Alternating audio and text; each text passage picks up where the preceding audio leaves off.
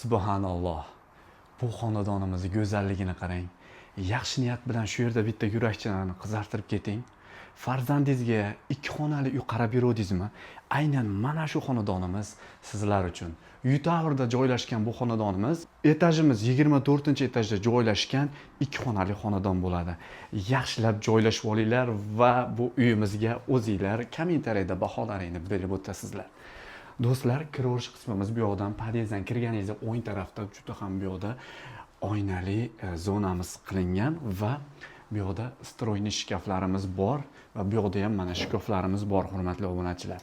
Sanuzelimizni bitta ko'ringlar. Hozirgi kundagi eng zo'r texnikalar bu sanuzelimizga joylashtirilgan va bu yoqda zal qismimiz keladi. Zal qismimiz studiya formatida qilingan. Bu yoqda oshxona qismimiz, ko'rishinglar mumkin. Mana gaz plitalarimiz, duxovkalarimiz, xullas hamma narsamiz bor. Bu yoqda esa bizni obmanka qilib xolodilnikimiz joylashtirilgan. Bu yoqqa ikkitalik stol qilingan. Mana kofelarni ichib, posudalari bilan joylashtirib qo'yilgan. Zalimizning yumshoq mebellari, Turkiya mebellari va kartinkalarimiz juda ham neobычный bo'lgan biralarimiz va lustramizni ham qarang. Pazzakas olib keltirilgan. Bu yoqda televizorniy zonamiz bor, hurmatli obunachilar. Kelinglar. Endi sizlar bilan spalniyaga kiramiz. Marhamat, spalniyamizda ham bu uyda uxlash uchun uyqu tugmas, shart emasda. Shunda kelasiz, yotasiz, bo'ldi.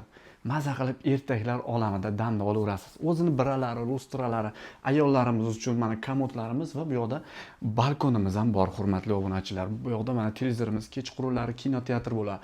Garderobimizni qarang, qanaqa ideal darajada qilib qo'yilgan va ayollarimiz uchun, mana shuni ham yaxshilab olib bering.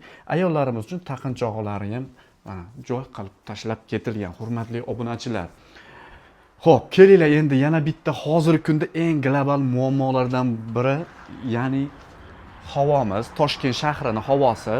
Aynan 24-etajda bu havo o'ta toza. Balkonimizni ham ko'rib turibsizlar va lokatsiyamiz ham Drujba narodov.